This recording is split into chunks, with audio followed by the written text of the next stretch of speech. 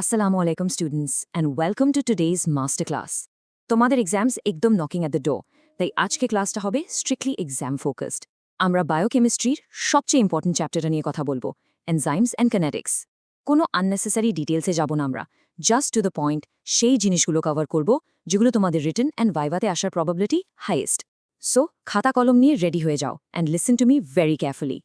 আজকের ক্লাসে আমরা একদম বেসিক্স থেকে শুরু করে classification, active site mechanism, enzyme কিনেটিক্সের ম্যাথ, ফ্যাক্টরস অ্যাফেক্টিং অ্যাক্টিভিটি এবং ইনহিবিশন নিয়ে ডিটেলে কথা বলবো।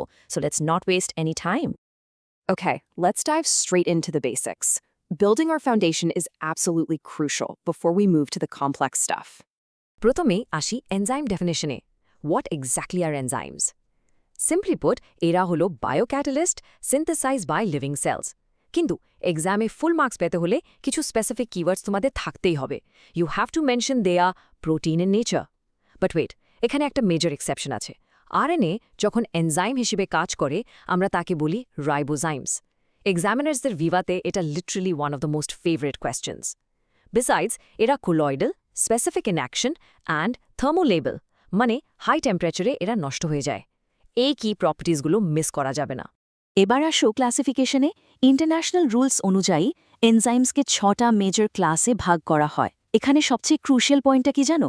তোমাদেরকে এই ক্লাসগুলো এক্স্যাক্ট সিরিয়াল মেনটেন করে লিখতে হবে। সিরিয়াল উল্টাপাল্টা করলে কিন্তু স্ট্রেট জিরো। সিরিয়ালটা মনে রাখার সিম্পল নিমনিকটা হলো OTHLIL। O for oxidoreductases, T for transferases, H for hydrolases, L for liases, I for isomerases, and finally the last L for ligases. খুব কেয়ারফুলি এই এক্স্যাক্ট অর্ডারটা মেমোরাইজ করে ফেলবে, ওকে? এবার দেখো এনজাইম কমিশন বা ইসি নমেনক্লেচার। প্রতিটা এনজাইমকে 4 ডিজিটের একটা ইউনিক নাম্বার দেয়া হয়। Let's break this down using trypsin. এর ইসি নাম্বার হল 3.4.21.4। প্রথম ডিজিট 3 মানে হলো এটা হাইড্রোলেজ ক্লাসের। Remember that H and OTHIL? Second digit 4 denote করে এটা একটা প্রোটিয়েজ, মানে এটা পেপটাইড বন্ড হাইড্রোলাইজ করে। থার্ড ডিজিট 21 হলো sub class, indicating it's a serine protease. And the final digit 4 indicate করে যে এই ক্যাটেগরিতে এটা 4th এনজাইম ছিল যেটা অ্যাসাইন্ড হয়েছে। লজিকটা বুঝে পড়লে it's actually super simple. Alright, let's move on to the active site and mechanisms.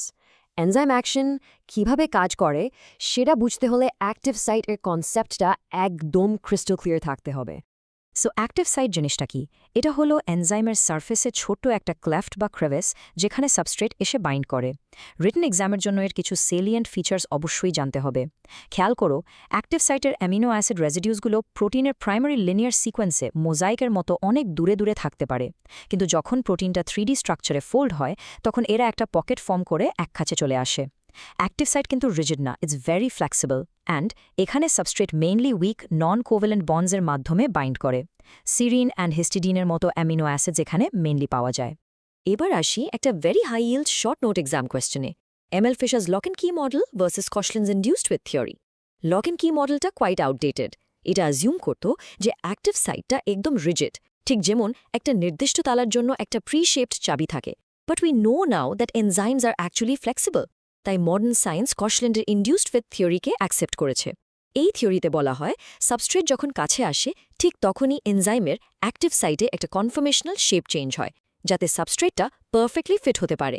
কনসেপ্টগুলো মাথায় রাখবে for sure. Okay, now for enzyme kinetics and KM। অনেক স্টুডেন্ট এই ম্যাথমেটিক্যাল পার্টটা দেখেই ভয় পেয়ে যায়, কিন্তু ট্রাস্ট মি, আসলে এখানে ভয়ের কিচ্ছু নেই। It's really just about grasping a few simple ডেফিনিশনস properly.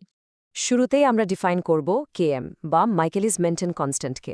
KM simply হলো সেই স্পেসিফিক সাবস্ট্রেট কনসেন্ট্রেশন যেখানে এনজাইম রিঅ্যাকশন তার ম্যাক্সিমাম ভেলোসিটি বা Vmax-এর ঠিক অর্ধেক, মানে Vmax/2 এ পৌঁছায়। এখানে সবচেয়ে ক্রুশাল পয়েন্ট যেটা থেকে অলমোস্ট প্রতিবার MCQ আসে সেটা হলো এর রিলেশনশিপ। KM ভ্যালুয়ের সাথে এনজাইম সাবস্ট্রেট অ্যাফিনিটি রিলেশনশিপ হলো কমপ্লিটলি ইনভার্স, মানে লো KM indicates high affinity and high KM means low affinity. এটা একটা classic trick question, so don't let it confuse you in the exam hall. And here is the absolute backbone of enzyme kinetics, the Michaelis-Menten equation. V equals Vmax times S divided by Km plus S. এখানে V হলো measured velocity, Vmax হলো maximum velocity, and S হলো substrate concentration. এই exact ইকুয়েশনটা একদম তটস্থ করে ফেলতে হবে, কারণ ম্যাথমেটিক্যাল প্রবলেম সলভ করতে এটা তোমাদের অবশ্যই লাগবে। মাইকেলিস মেন্টন কার্ভটা কিন্তু একটা হাইপারবোলা, যেটা থেকে এক্স্যাক্ট ভিম্যাক্স বা কেএম বের করা সামওয়াট টাফ। তাই আমরা ইউজ করি লাইন-ওয়েভার-বার্গ ডাবল রেসিপ্রোকাল প্লট। নাম শুনে ঘাবড়ে যাবার কিছু নেই।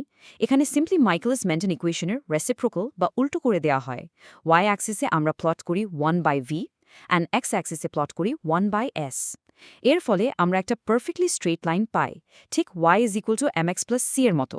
এই স্ট্রেট লাইনের y ইন্টারসেপ্টটা ইন্ডিকেট করে 1/vmax আর x ইন্টারসেপ্টটা ইন্ডিকেট করে -1/km।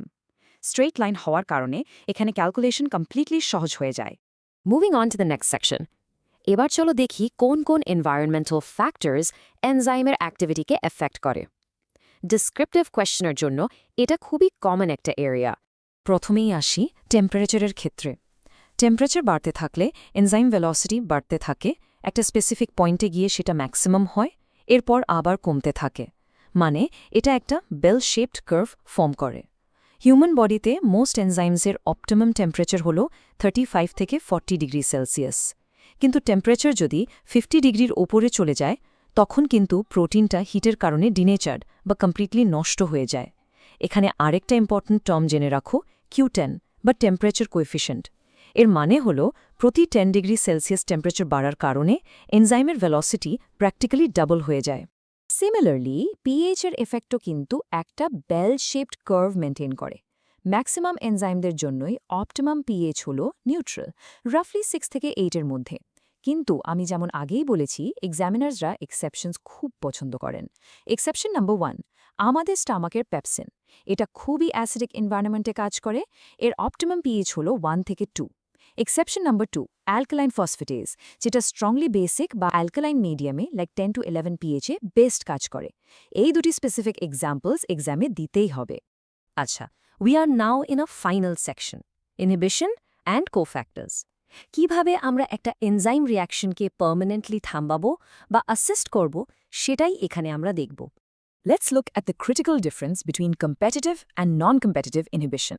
Competitive inhibition-এ ইনহিবিটরের স্ট্রাকচার একদম পারফেক্টলি সাবস্ট্রেটের মতন হয়, তাই তারা এনজাইমের অ্যাক্টিভ সাইটস দখল করার জন্য কম্পিট করে। অন দি আদার হ্যান্ড, নন-কম্পিটিটিভ ইনহিবিশনে ইনহিবিটরের কিন্তু কোনো স্ট্রাকচারাল রিজেম্বলেন্স থাকে না। একে অ্যাক্টিভ সাইটে না বসে এনজাইমের অন্য একটা জায়গায় বাইন্ড করে। এর ফলে এনজাইমের কনফর্মেশন ডিস্টর্ট বা বেঁকে যায়, অ্যান্ড সাবস্ট্রেট আর ঠিকমতো অ্যাক্টিভ সাইটে ফিট হতে পারে না। এই ডিফারেন্সটা ক্লিয়ার করে ফেলতে হবে। আরেক ধরনের ইনহিবিশন আছে, যেটা হলো ইরিভার্সিবল ইনহিবিশন। নাম শুনেই বুঝতে পারছো, এখানে ইনহিবিটর এনজাইমের সাথে খুব স্ট্রং একটা কোভ্যালেন্ট বন্ড তৈরি করে, যেটা ভাঙা প্র্যাকটিক্যালি ইম্পসিবল। এটা এনজাইমকে পার্মানেন্টলি ইনঅ্যাক্টিভেট করে দেয়। এই ধরনের ইনহিবিটরগুলো সাধারণত আমাদের বডির জন্য হাইলি টক্সিক সাবস্ট্যান্সেস বা পয়জনস হিসেবে কাজ করে। ফাইনালি আসো কোফ্যাক্টরস ই। কিছু এনজাইমের কাজ করার জন্য নন প্রোটিন মলিকিউলের দরকার হয়। মেটালসদের বেসিসে এরা মেইনলি দু প্রকার, metal activated enzymes and metalloenzymes. এদের মধ্যে ডিফারেন্সটা কি? মেটাল অ্যাক্টিভেটেড এনজাইমসে মেটাল আয়নটা লুজলি হেল্ড থাকে অ্যান্ড সহজে এক্সচেঞ্জ করা যায়। যেমন ATPase enzyme loosely bound magnesium ion use করে। কিন্তু মেটালো এনজাইমসে মেটাল আয়নটা অ্যাক্টিভ সাইটের সাথে টাইটলি বাউন্ড থাকে, যেটা ইজিলি এক্সচেঞ্জ করা যায় না। এর অ্যাবসলিউট ক্লাসিক এক্সাম্পল হলো কার্বনিক অ্যানহাইড্রেস, যেটা তার অ্যাক্টিভ সাইটে জিঙ্ককে টাইটলি হোল্ড করে রাখে। আজকের মাস্টার ক্লাস শেষ করার আগে একটা থট প্রভোকিং কোয়েশ্চেন দিয়ে যায় তোমাদের। জাস্ট ইম্যাজিন, এই যে এনজাইমদের এত কমপ্লেক্স মেকানিজমস অ্যান্ড ইনহিবিশনস আমরা পড়লাম, এটাই কিন্তু নেগেটিভ ফিডব্যাকের মাধ্যমে আমাদের সেলসের ডিমান্ড অনুযায়ী রিঅ্যাকশনসগুলো মেনটেন করে। যদি এই কন্ট্রোল মেকানিজমগুলো না থাকতো, তাহলে আমাদের পুরো বায়োলজিক্যাল মেশিনারি কি স্পাইরাল আউট অফ কন্ট্রোল হয়ে যেত না? Think about it. তাহলে স্টুডেন্টস, আজকের মতো এই টপিকসগুলোই ছিল আমাদের হাই yield এক্সাম প্রিপারেশন। এই পয়েন্টসগুলো ভালো করে রিভাইজ করো। আই এম অ্যাবসলিউটলি শিওর এক্সামে তোমরা ফুলি প্রিপেয়ার থাকবে। Best of luck with your exams and Allah Hafiz.